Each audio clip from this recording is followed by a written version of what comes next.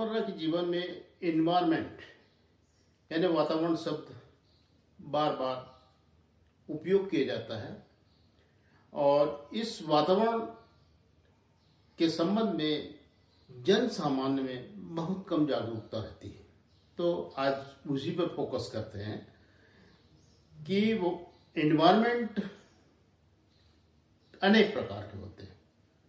आज के विषय में हम केवल 5 प्रकार पे इन्वायरमेंट पे हम फोकस करते हैं।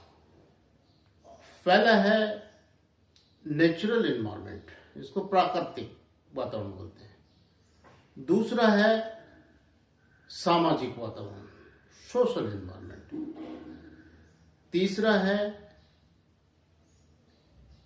आध्यात्मिक वातावरण। चौथा है हमारा मेंटल मानसिक वातावरण और पांचवा है आर्टिफिशियल यानी कृत्रिम वातावरण।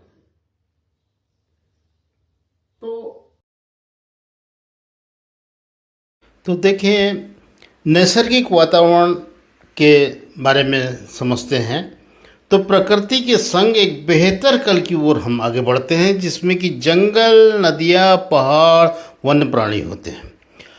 अब सामाजिक वातावरण में होता क्या है कि सामाजिक वातावरण में हम परिवार, समाज, संस्कृति, परंपरा, व्यवहार, रीति रिवाज के साथ जीते हैं।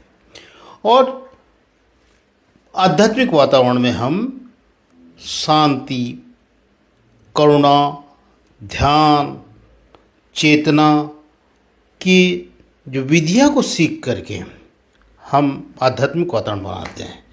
और मानसिक वातावरण में क्या होता है कि हम अपने विचार, भावनाएं, एक्शंस, व्यक्तित्व और सकारात्मकता के साथ में हम जीते हैं।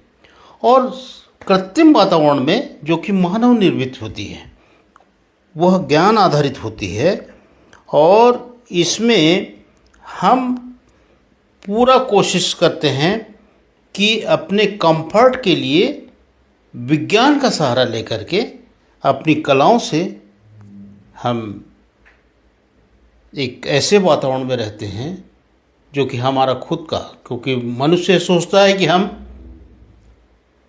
प्रकृति पुत्र हैं, ईश्वर के प्रतिनिधि हैं, तो ऐसे वातावरण रहते हैं।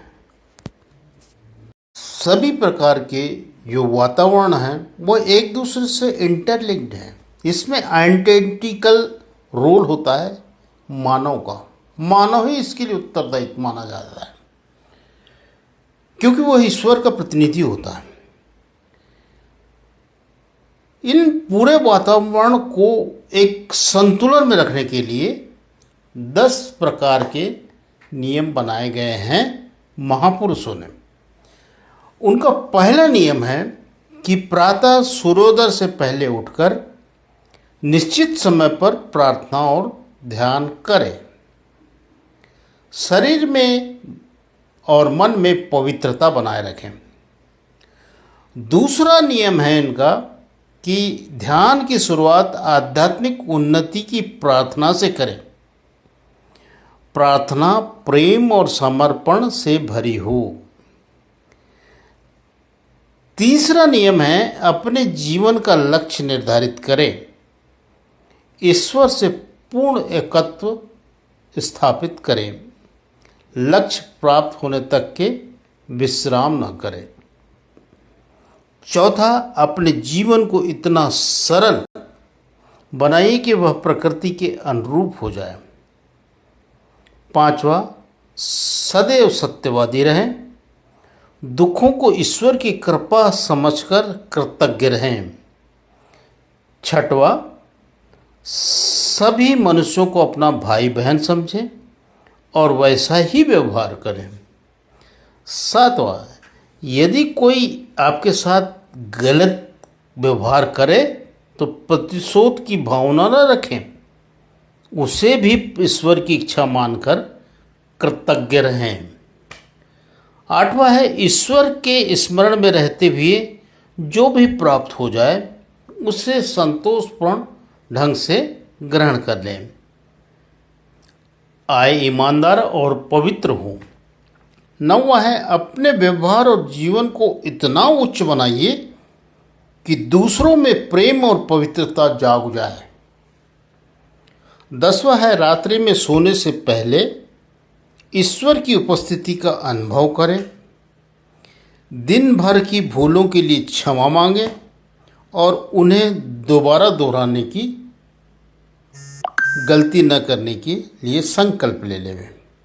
ये 10 नियम करने से व्यक्तिगत उन्नति होती है और इन 10 नियमों को दूसरों के साथ साझा करने से छोटे छोटे समुदाय, बड़े बड़े समुदाय, विस्तृत समुदाय सामूहिक रूप से करने से जिस क्षेत्र में इन 10 नियमों का पालन होता है वह क्षेत्र एक आदर्श वातावरण को बनाता है और सारा श्रेय जाता है मनुष्य को। इसलिए जो महापुरुषों के द्वारा दी गई जो 10 नियम है उसको पालन करना चाहिए। धन्यवाद।